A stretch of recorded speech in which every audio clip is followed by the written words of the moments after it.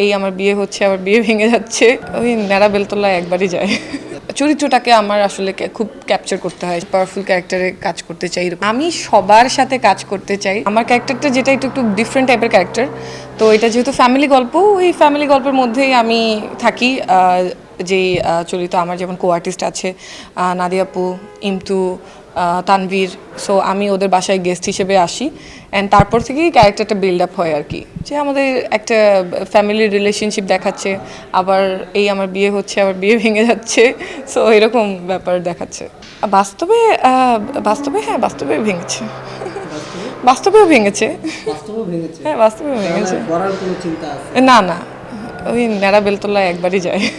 হ্যাঁ, এটা তো অনেক চ্যালেঞ্জিং ব্যাপার, কারণ কি আমি যেমনটা আমি আমার রেগুলার লাইফে, তার চেয়ে ডিফারেন্ট একটা চরিত্র, সেটা যেটাই হোক না কেন, সেটা আমার জন্য অবশ্যই চ্যালেঞ্জিং। সেই মানে চরিত্রটাকে আমার আসলে খুব ক্যাপচার করতে হয়, সেটা ধারণ করতে হয়, যে সেটা আমি কিভাবে প্লে করব। তো ওইটা আসলেই চ্যালেঞ্জিং ব্যাপার, বাট দেখা যায় যে আগে থেকে আমরা স্ক্রিপ্ট পাই গল্পের, তাও আবার আমরা ভাবি যে সেটা, যেমন আমি ভাবি এটাতে আমি কমফোর্টেবল কিনা, আমি করতে পারবো কিনা, তো ওইভাবে ভেবে আর কি আগানো হয়।